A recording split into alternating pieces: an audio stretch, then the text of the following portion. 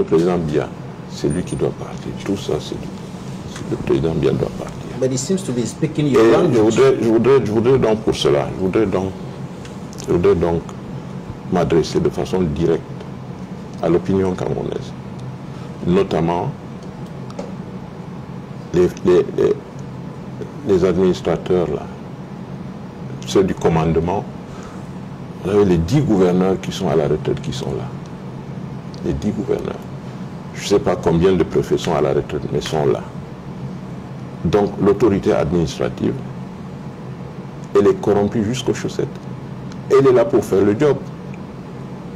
Je n'ai pas entendu ça dans les lettres les notes de Chiroma. Je n'ai pas vu ça dans la note de Bello, parce qu'il y a 6 points dans la note de Bello. Et la corruption dont il parle dans le point 4 Bello, par exemple, qui l'a amené la corruption? C'est les politiques. Et c'est eux qui ont accompagné cette politique pendant plus de 27 ans. Et du coup, on se rend compte que le pays, les gens sont corrompus. Alors, donc je voudrais m'adresser, moi, personnellement, je voudrais m'adresser aux magistrats. Parce que c'est eux qui vont dire le droit pour dire, voilà, c'est elle qui a gagné. Je voudrais que ces gens-là, que j'apprécie, qui sont bien formés, ne se mêlent pas de la politique. Les hommes en tenue, notamment la police, la gendarmerie, l'armée, qu'ils s'occupent de leur travail, qu'ils nous laissent faire la politique, qu'ils ne se mêlent pas. L'armée, la police, ils ont déjà trop souffert de la corruption parce que c'est eux qui sont en train de mourir, que ce soit à Bakassi ou dans le Nozo ou dans les zones rouges, là, avec Boko Haram. C'est parce que les décisions ont été très mal ficelées, très mal orientées, et l'argent qu'on doit leur donner ne suit même pas. L'argent ne suit pas parce qu'il faut vraiment faire un cirque terrible pour sortir de l'argent affecté à tel. Donc il y a des retards d'engagement.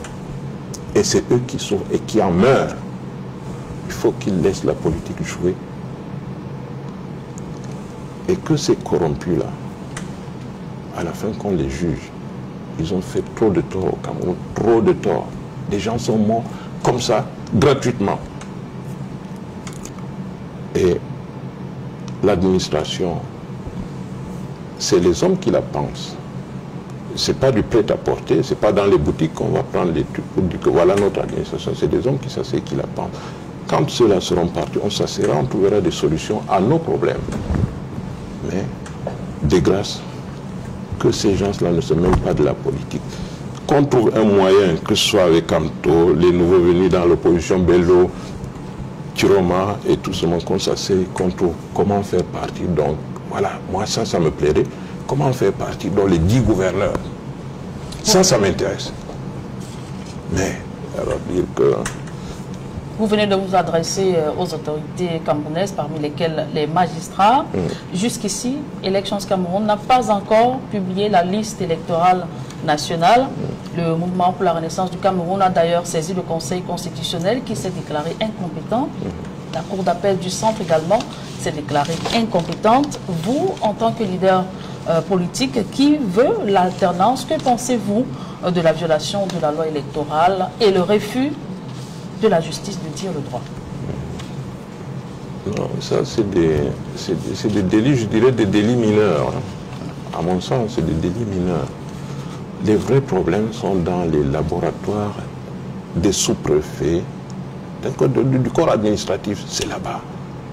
Et vous avez vu comment l'inquiétude générale dans le camp du régime a poussé le MINAT à Tanganyika à convoquer les chefs traditionnels au vu aussi de tout le monde pour qu'ils signent un engagement.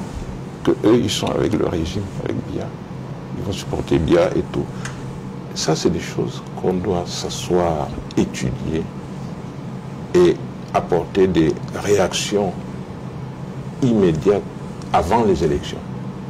C'est pour ça que l'arrivée donc dans l'opposition véritable, si ça se verrait comme ça, cela, de Bello ou de Chiroma, moi ça m'intéresse parce qu'ils connaissent ces choses-là. Ils connaissent ces gens. Ils les connaissent bien. Donc, Et essayons de les mettre à l'épreuve. C'est bien beau de dire, ok, ils sont corrompus et tout ça. Bon, oui, mais non. Ils ont quelque chose à apporter. Si jamais ils vous déçoivent, ou ils déçoivent le peuple camerounais, on avancera quand même. Sans eux, on avancera. Kamto est là, non? Kamto est là, on le sait, il a un camp, il a un camp. On va avancer avec Kamto. Donc, il y a toujours un plan B. De façon générale, vous voyez, nous avons intérêt à collaborer. Et c'est ce que le ministre Chiroma a dit dans sa note, que ce soit Bello, Chiroma, nous, qui étions donc depuis un certain temps dans l'opposition dure. Bon, alors si un commence à présenter des signes de faiblesse, on va quand même avancer, on ne va pas attendre. Parce que les délais sont là, c'est des délais institutionnels, on ne peut pas les contourner. Et puis le schéma, il va jusqu'à fin 2026. Donc la course qui va commencer là va s'arrêter seulement s'il n'y a pas incident majeur. Donc vraiment, je souhaite que les autorités, le corps en tenue, qui ne se mêlent pas de la politique. C'est mon vœu le plus...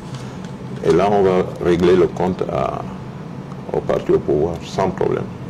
Alors, vous dites que vous semblez dire que ces deux leaders politiques, que ce soit le ministre Chiroma ou le ministre d'État Bello Bouba, semblent disqualifiés du fait qu'ils ont participé d'une façon ou d'une autre à ce système qui a échoué et dont eux-mêmes ils en présentent les conséquences. Mais est-ce que l'ancrage politique de ces deux leaders politiques, justement, ne peut pas être un atout qui peut être exploité par les forces du changement dans le cadre, justement, de ce changement qui est, ou bien de cette alternance qui est souhaitée. Il faut quand même rappeler que l'UNDP a des sièges à l'Assemblée nationale, 7, le FSNC, 3 sièges, l'UNDP a des sénateurs, l'UNDP a tout un conseil régional.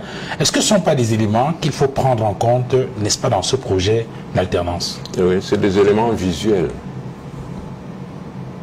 issu d'un contrat, d'un précédent contrat. Maintenant, il y a un nouveau contrat qui va donc se faire voir, ou le non-contrat d'ailleurs. Et à partir de là, donc, on ne peut plus jurer de ce qu'on avait. C'est sur cet angle-là qu'il faut viser donc les objectifs. Ils ont profité de l'ombre du régime pendant longtemps, qui va leur être retirée. Et du coup, pour Chiroma, elle est déjà retirée. Cette ombre n'existe plus pour Chiroma. Donc, il est comme nous maintenant. Et est-ce que les quotas qu'ils avaient, parce que je sais qu'à Garoua, l'UNDP avait une réservation pour ce qui est de Madame, la femme du fils d'Aïdio. D'office, on savait qu'elle allait être, elle avait le choix. Soit, bon, elle dit, bon, maintenant, là, moi, je vais être député. Ah, ben, on lui donne. Et là, on dit, non, maintenant, je vais être maire. On lui donne. Donc, ça, c'était un quota. Et si Bello s'en va, je ne suis pas sûr que ce quota va lui être remis. Encore que l'opinion qui est là, qui juge leur mandat, qui pratiquement est nul.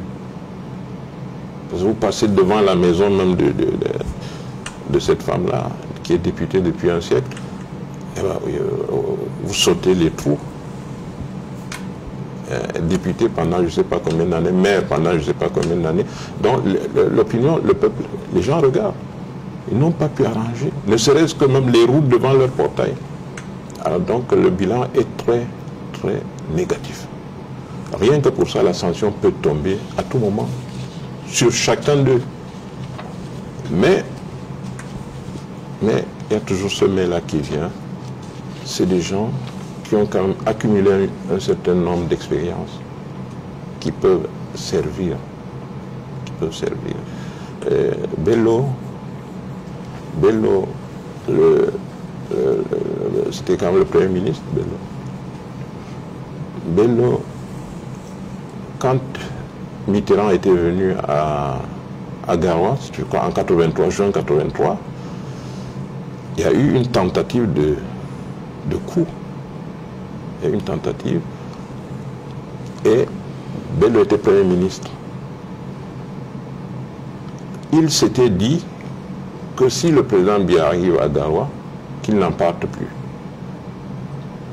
Et ils ont exclu, nous on était à Garoua, mon père était là, c'était le gouverneur, et il s'était dit qu'au gouverneur on ne dit rien. Et quand Bello arrivait à Garoua, il dormait dans un boucarou dans notre clôture, comme on dit, le boucarou A. Et donc quand il arrive, on lui fait dire par, je crois, le colonel Ngoura, que voilà les consignes. Et lui de demander est-ce que Ousmane est au courant, donc mon père, est-ce que Ousmane est au courant? Il dit non, non, non, non, lui on ne le met pas dedans. Il dit ah, dans ce cas, je ne suis pas dedans. C'est comme ça qu'il sauve le président Biya. Parce que le président Biya venait donc pour cette rencontre avec Mitterrand et tout. Donc il a joué des grands rôles. Aujourd'hui, si il peut se reposer tranquillement, nous on peut l'aider. Mais venir courir encore, je pense que ce n'est plus intéressant. What about the political strength of the two parties, the Cameroon National Salvation Front and the Union for Democracy and Progress, their political strength in their political base? Is that not an element that can be exploited? At least we saw some recent times that Issa Chiroma Bakari went to his political base. He was received by a crowd of militant supporters and sympathizers. So even though the performance that you're indicating seemed to be very poor on the ground, giving signals that his followership might have reduced, or the followership of the two of them might have dwindled significantly, but there's still a followership that can be exploited. Don't you think so? Bon, déjà chacun est ce qu'il est. Hein. Bello est comme il est. C'est un monsieur assez taciturne, il ne s'ouvre pas beaucoup. Chiroma est extraverti, il discute avec n'importe qui. Et leur approche donc de la chose publique, ça se répercute donc sur leur approche de la chose publique. Mais je pense que eux-mêmes auraient intérêt à être plus soudés que ce qu'on voit là maintenant. Parce que Issa est parti en tête, il a déclaré sa candidature. Quelques jours après, l'autre vient dire que ça ne rassure pas l'opinion. Déjà. Et là maintenant, compte tenu donc des flagellations que j'ai évoquées en termes de participation au système, personne ne peut croire en eux dans ces conditions-là. Personne. Et en plus, il faut compter dans le cadre, n'est-ce pas, de compétition à la magistrature suprême. Il y a le côté première dame aussi qui joue. Est-ce qu'ils ont des dames qui rassemblent? Est-ce qu'ils ont des dames qui sont préparées pour pousser l'opinion vers leur mari? Est-ce que donc il y a ces problèmes-là qu'il faut revoir? Donc avant, n'est-ce pas, toute chose. Bon, pour le reste, vraiment, je ne me mêle pas de façon très rapprochée de leur politique, n'est-ce pas, de campagne, de propagande. Il vaut mieux les laisser donc déployer eux-mêmes leurs forces et faiblesses. Nous, on observe et on donne notre avis sur... Voilà. Alors, dans une sortie, je crois, en rapport avec les rencontres dont je parlais tout à l'heure, à Garoua, à Ngaoundéré, avec la plateforme que vous avez mise en place, à la suite des discussions que vous avez eues avec d'autres leaders, vous avez, dans les considérations indiquées, vu la vétusté du panel politique de l'opposition dans la région septentrionale du Cameroun. Et si je mets bout à bout les différents éléments avec ce que vous avez indiqué au départ de cette émission, dites-nous la vérité en face, Obaka Ousmane Mey. Est-ce qu'il y a un projet de retour du pouvoir dans le Nord, un projet qui serait porté par l'essentiel des élites, des dignitaires politiques de cette partie du pays? Alors, l'indication que vous avez donnée sur la vétusté, n'est-ce pas? Elle n'est pas feinte, vous la constaterez vous-même. Il y a une couche du personnel politique d'un certain âge qui est en train de disparaître. Amadou Ali est parti, Dakole est parti, Moustapha on ne le sent plus, parce qu'il est coincé au palais.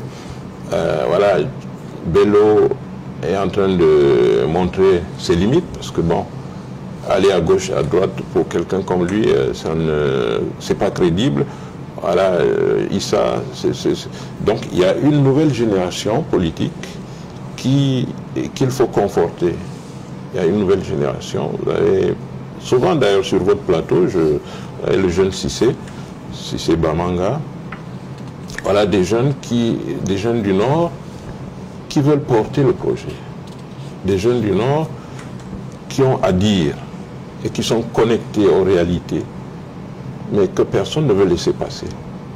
Et vous avez en face des gens qui, en réalité, n'ont plus rien à donner, mais qui sont là, qui refusent de partir. Parce qu'ils disent qui est plus vieux que qui. Alors, le président Biya a 93 ans, 43 ans au pouvoir, en termes de présidence, avec Premier ministre et tout ça. Et les jeunes, on en a assez. Il y en a assez. Bon, alors, comment on fait? C'est ça donc la réalité du problème. On ne peut pas les exposer pour le moment parce qu'ils doivent vivre, ils doivent manger. Et on est obligé d'éviter le scénario de 92 où le président Bello est arrivé, tout le monde est sorti, on dit ok, nous c'est Bello, l'UNDP, et puis après tout le monde s'est cassé la figure. Les gens sont tombés en faillite, il y a eu des gens qu'on a arrêtés, alors qu'on n'a pas réglé nos problèmes. On n'a pas réglé le problème du 6 avril. Les corps n'ont jamais été remis. Les gars qu'on a tués en Fou, en Balmayo, les corps n'ont pas été remis. On a le cas de Guérandi qui est encore comment dire ça? On n'a pas encore discuté où il est. Et vous voulez qu'on expose encore ces jeunes-là? Donc, nous avons la conscience assez chargée et nous essayons d'éviter au maximum les clashs. C'est pour ça que je vous dis, vous avez par exemple le MRC qui a décidé d'aller au four et ça fait les casses que vous voyez. Nous, avec les difficultés que nous avons, avec le pays, l'arrière-pays qui est complètement abandonné, s'ils peuvent avoir 50 francs pour envoyer aux vieilles mamans là-bas pour manger, on les couvre d'abord. Mais il y aura un appel pour leur dire c'est bon, l'heure est venue, sortez. Et parmi les jeunes que vous avez évoqués, il y a Guibaï Gatama, et qui dans une publication récente sur Facebook indique que les nordistes sont soudés aujourd'hui plus que jamais. Selon lui, les questions ethniques et religieuses n'ébranleront pas la cohésion des nordistes. Que répondez-vous face à ce discours? Ça sera très difficile d'ébranler, parce qu'en fait, c'est pas l'homme que vous voyez, c'est l'âme du Nord qui est en danger. Et cette âme-là, nous la partageons tous. Et c'est elle qui nous fait tenir, c'est elle qui nous fait donc, si vous voulez, traverser dans ces rivières. C'est grâce à cette âme-là. Et personne ne peut nous l'enlever, c'est pas possible. C'est comme ça qu'on est. Vous voulez qu'on l'abandonne à qui? On va porter la croix jusqu'au bout. Et ce que Guibaï dit, il a juste dit ce que tout le monde pense. Et il faut d'ailleurs le féliciter parce que Guibaï a pris beaucoup de coups aussi. J'espère qu'on verra tous ensemble la fin de règne de Biya. Et donc c'est la conclusion, ou si vous voulez, la confirmation de ce que beaucoup considèrent comme cette prophétie qui aurait été faite par le ministre Amadou Ali dans les câbles de Wikileaks et qui indiquait clairement que le Nord va continuer de soutenir le président Biya, mais que tous ceux qui sont autour de lui, qui gravitent autour de lui, sachent que lorsqu'il ne sera plus là, le pouvoir devra retourner dans le Nord Cameroun. Le pouvoir doit, parce que on peut. Et là maintenant la volonté y est. Je ne vois pas comment on ne peut pas le prendre. qui peut nous prendre le pouvoir? Qui? Le Wikileaks d'Amadou Ali, c'était une prémonition pour lui, parce qu'il avait ses rancœurs, il avait des bagarres, n'est-ce pas, administratives dans le gouvernement, et il a vécu beaucoup de coups tordus, si vous voulez. J'en sais un peu, il a vécu beaucoup de coups tordus, mais il voulait se retirer. Il voulait se retirer, le président lui a dit non, tu m'accompagnes jusqu'au bout. Et dans sa rancœur, il a dû lâcher que bon, écoutez, ce monsieur, après lui c'est fini. Bon, c'est humain. Mais cette affaire, il faut plutôt voir le côté statistique. Ne voyez pas le basculement d'un homme. Voyez les statistiques. Est-ce que le Nord a assez de levier pour porter cet objectif-là à terme? Vous trouverez qu'on remplit toutes les cases. Toutes les cases sont cochées. C'est juste le message qui n'est pas sorti. Mais on coche toutes les cases. Sauf que on n'est pas seul à avoir, n'est-ce pas, cette intention. On n'est pas seul. Et je me suis fait révéler, cette confidence m'est arrivée à l'oreille il n'y a pas 72 heures, que Franck Biya n'abdique pas. Ils sont dans un complot souterrain. Et je sais qu'ils ont pris quand même beaucoup d'argent à un ministre, un ancien ministre, ils ont pris beaucoup d'argent, qui a travaillé cet argent dans les 250 millions d'euros hors budget. On ne sait pas où cet argent-là est parti.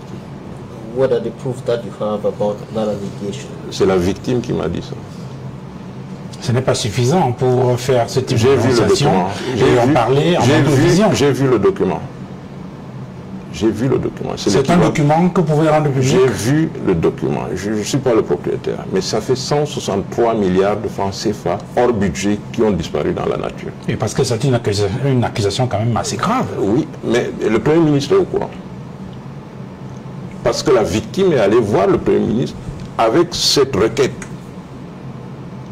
163 milliards hors budget qui ont disparu dans la nature. Peut-être qu'il faut dire ouais, au conditionnel. Qui ont disparu. Je mets quiconque à machin pour me contredire. Je ne cite pas le nom de la victime, mais je cite les montants. Je cite, n'est-ce pas, la démarche. C'est que le Premier ministre est au courant. C'est pour arriver à quelle conclusion? C'est pour arriver à la conclusion que cet argent a été planqué quelque part. For what purpose? Et ainsi. Dites-nous, puisque vous semblez en savoir davantage. Bon, je dis, à mon niveau, je dis que c'est très louche que 163 milliards disparaissent. C'est très louche. Et il y a des petits signes au niveau du palais qui montrent que le gars n'a pas lâché. Je m'arrête là pour le moment. Right, so seeing that power has to go back to the north, are you not limiting the possibility of that power actually going back to the north by putting this to the fore? Because even if there is a candidate from the north and the whole Grand North, there are 3 regions vote for that candidate, and the other 7 regions will not vote for the candidate. That could be a room for that power not to go back to the north. Because right now we are also talking about an issue of an Anglophone president. There are some who are saying that for the past close to 5 decades, we've had a president, we've had Francophone presidents. The first president, the second president, all Francophones. Now it's time for power to go to an Anglophone. There are also, you must have heard about that. And there are others who are now saying that, no, it is time for someone from the West to lead. Even though there are some fellows who have been saying that Ibamleke cannot lead, which really is unconstitutional and does not respect any norms of any society. But All these talks are coming in, and you are saying that power should go to the north. Non, arrêtez de rêver, c'est pas le Père Noël, les élections.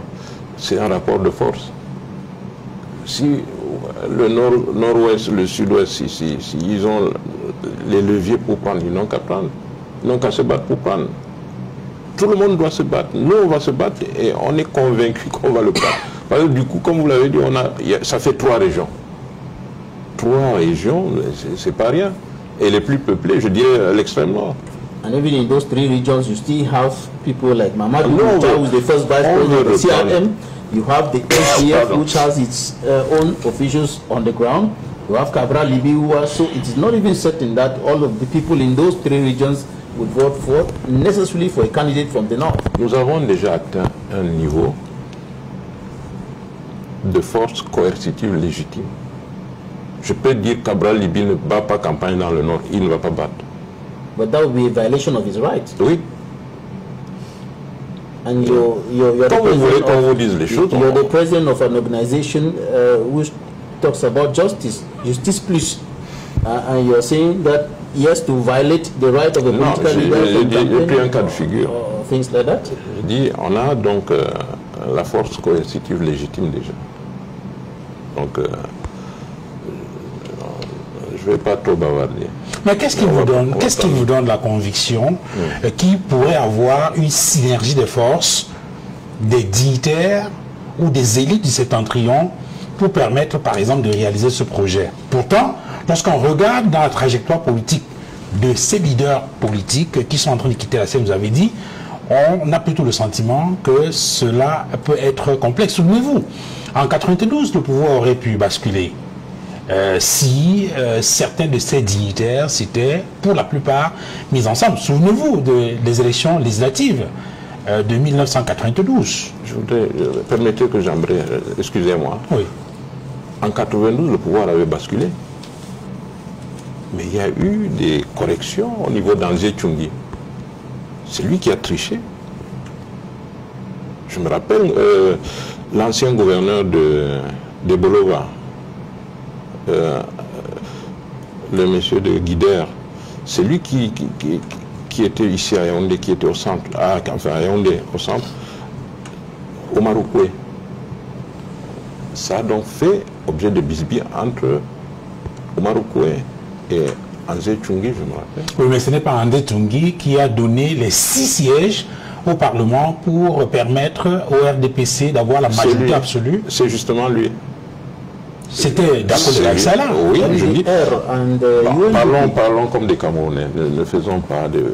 Parlons comme des Camerounais. C'est Anzé qui... Comment vous pouvez vous imaginer que les chiffres soient nets? 18. Vous avez l'UPC 18, Dakole 6 et Bello 68. De manière à faire juste pour basculer les choses. C'est extraordinaire. Mais à la fin, quelqu'un, quelque part, chuchote toujours que bon, enfin, on a essayé de... C'est Anzé Tchungi qui arrange ça. Parce que Bello passé, de 68, en réalité, il était au-delà de 80. Alors, on a donc mis les ciseaux. C'est pour ça, ce monsieur, bon, il faut quand même le respecter malgré tout. Sauf qu'à un moment donné, l'État, c'est quand même l'État. Il fallait donc survivre. Mais en 92, Bia était dehors. Mais ce qui s'est passé est arrivé. C'était pour aller dans votre sens. Mais en 97, il y a un nouvel épisode. On se souvient du mémorandum du Grand Nord, porté par ces élites-là. Et quelques temps après, on sait ce qui s'est passé. Chacun a pris sa route. Et ce qui devait arriver est arrivé. Qu'est-ce qui vous donne le sentiment que demain, ce ne sera pas la même mécanique que le système ou le régime mettra en place pour diviser les fils du Nord, fragiliser cette synergie dont vous parlez, dans le sens justement d'empêcher que cela se réalise? C'est le bilan du régime. C'est le bilan. C'est le bilan qui nous soude. Parce que tout le monde se rend compte qu'ils ont pillé, ils ont volé. Vous voyez le cas Marafa par exemple, qui est embasté, ça fait 13 ans qu'il est bon, si la justice a décidé ce verdict pour lui, il n'y a pas de problème. Mais il dit qu'il est malade et qu'il voudrait aller se soigner. Mais les gars refusent. Par contre, vous avez Yves, avec qui il est dans le dossier, qui, tranquille, hein, il est en Europe. Vous avez l'ancien Premier ministre Inoni, qui a obtenu, je ne sais pas par quel, Essimi Meigné, volatilisé. Mais lui, il veut se faire soigner les yeux. On refuse. Il y a ça. Il y a Vamulke. Qu'est-ce que Vamulke leur a fait? On ne sait pas. Mais on lui refuse tout, malgré les expertises des médecins et la communauté internationale qui dit ces gars n'ont rien fait. Mais on les embastille. Alors, il y a, je ne voudrais pas faire du sectarisme, Madame Berthe, parce que je ne voudrais pas rabaisser le débat à ce niveau, mais c'est les faits que je cite. J'ai approché personnellement le dossier de IA. En interne à la CONAC, les gars m'ont dit c'est vide.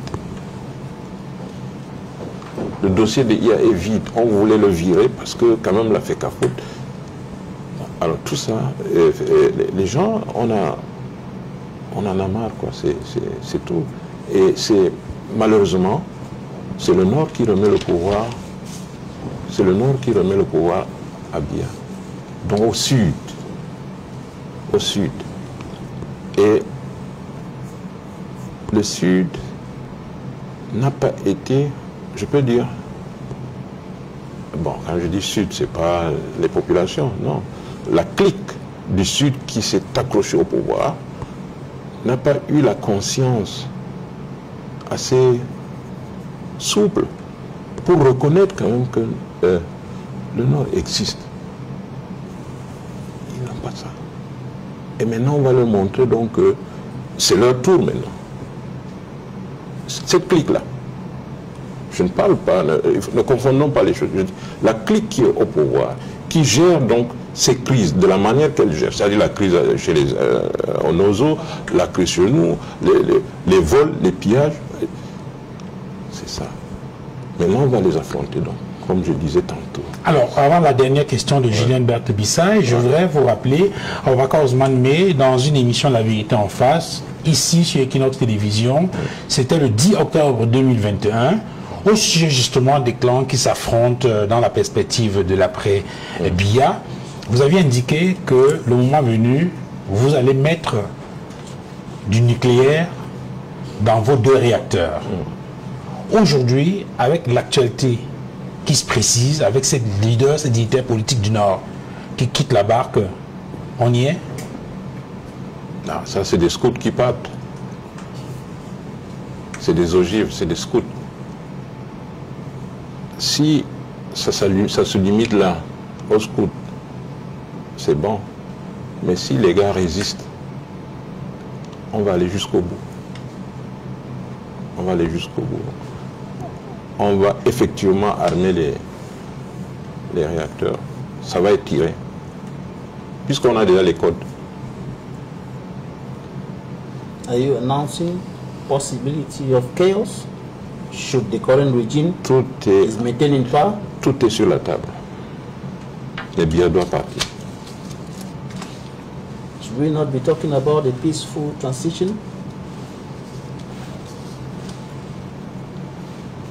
Il n'y a rien à ajouter. Tout est sur la table. Et là, Aboubacar, nous sommes à 4 mois de l'élection présidentielle. Quel est le message que vous envoyez ce soir aux millions de Camerounais? Non, les Camerounais n'ont rien à voir dans tout ça. Ils ont été tellement résilients, patients, endurants. C'est à la famille du président Biya que je m'adresse. Aidez-le à partir. Aidez-le à quitter le pouvoir. Aidez-le dans la dignité humaine. Soyez... Parce que ce monsieur a déjà tout donné, il ne peut pas donner davantage. Et je prie les hommes en tenue de ne pas se mêler de la politique. Je prie les administrateurs, les gouverneurs et tout ce monde-là, vraiment de nous laisser tranquilles. Qu'ils laissent les politiciens travailler. Qu'ils laissent l'administration, qu'eux-mêmes aillent en retraite. Parce qu'après, on fera moi je dis, on fera des audits. Tous ces retraités qui refusent de partir là, ils vont reverser ce qu'ils ont pris. Hein. Parce que quelqu'un est là, ça fait 10 ans, il est à la retraite, mais il ne part pas. Il y aura des audits dans l'administration, on fera ça. Et ils vont rembourser. Donc mieux vaut partir le plus tôt possible pour eux. Alors le message, il est donc à la famille du président Biya, madame. C'est à sa famille. Aidez-le à partir. Non. Alors, qu'est-ce qu'on peut dire là-dedans? Pas grand-chose.